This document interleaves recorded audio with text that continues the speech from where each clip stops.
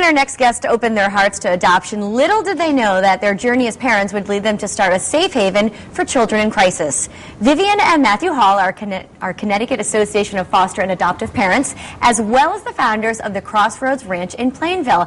I want to thank you both so much for being here. It's such a noble thing to do, so I'm glad that you're able to share your story with us today. Thank you. But let's start from the beginning. We're going back to 1995, and you were pregnant at that point. I was. I got married later in life. I was pregnant with our daughter there, Sarah. We had a difficult time with the pregnancy, very difficult time, and the doctor said, well, this might not happen again, or it might, and we weren't willing to take that risk. So suddenly our dream of having 5 children came down to 1 biological child, and we said, you know, there are a lot of children out there who do need love and care. So our vision radically changed at that point. So you always had hopes for a large family. We did. So, and then in 2006, you kind of expanded a bit. We did. We did. We began the road with fostering children in our home. We fostered a total of 10 children. But it was quite a path leading up to that. I know my daughter's, our biological daughter's preschool teacher said in 1998, you guys will be wonderful foster parents. And in recruiting for DCF and KFAT, we find that typically people need to have several seeds planted and hear about the mission of foster and adoptive children before they make a commitment sometimes. I see. Matthew, you adopted 3 children at the same time. Yes. Seems like a lot to handle. Yes, it was. And, it's interesting because we had actually had them as foster children for 4 years prior to the adoption. And what surprised me on the adoption day, I was thinking it was going to be just a formality. They were already our family as far as we were concerned.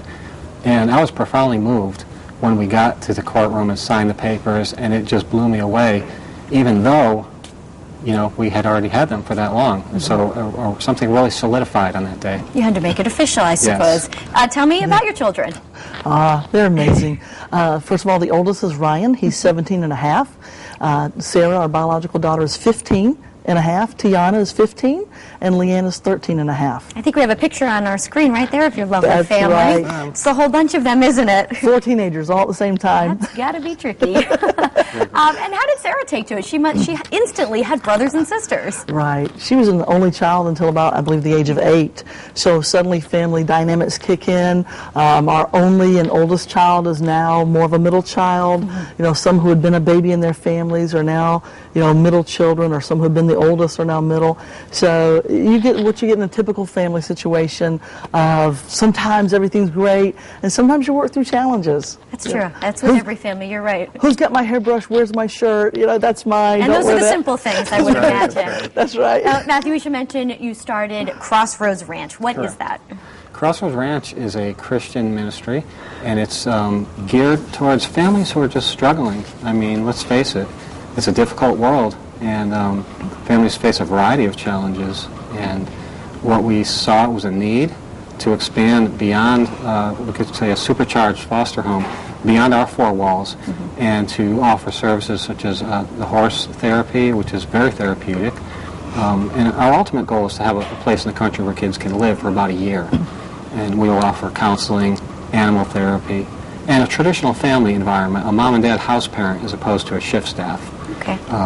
And academics on site as well. And we're looking at a picture right now of some of the activities that happen at the ranch. The ages of children that are there, is it a wide range?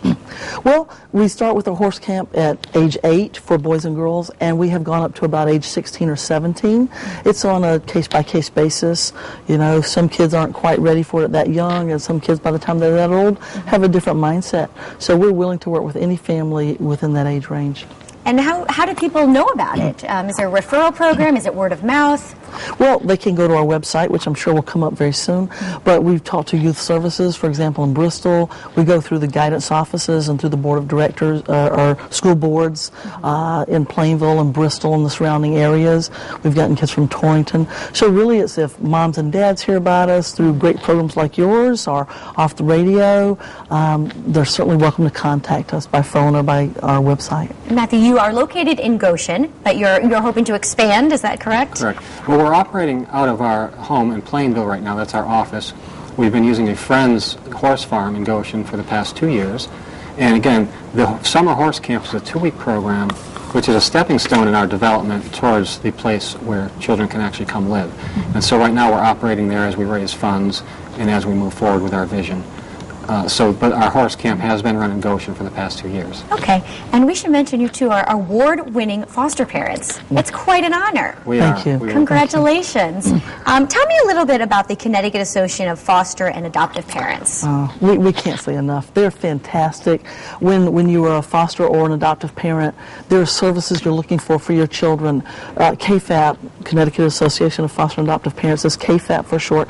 They've helped buy a clarinet for one of our daughters. They help us go to a family retreat where we as a family attend. They have online foster college programs where you can go and study on, say, attachment issues. If a child is dealing with, how do I attach with this family after leaving my other family?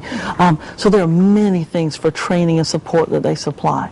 Now, I want to ask you, if families are thinking about adopting, what's some advice you could offer them? I'm sure it's a huge decision that you have to think about. It is. I would say be prepared. It's one of the most rewarding things you could ever do in your lifetime. Our kids are the best. The 4 kids you saw there are just tremendous and amazing kids. Evaluate ahead of time your level of commitment. Do a reality check. I would say speak with some seasoned foster and adoptive parents. Make sure you have support systems in place ahead of time, such as KFAP, who offers a lot of these services.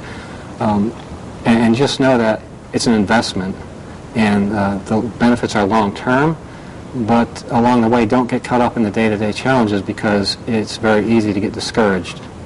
I could imagine.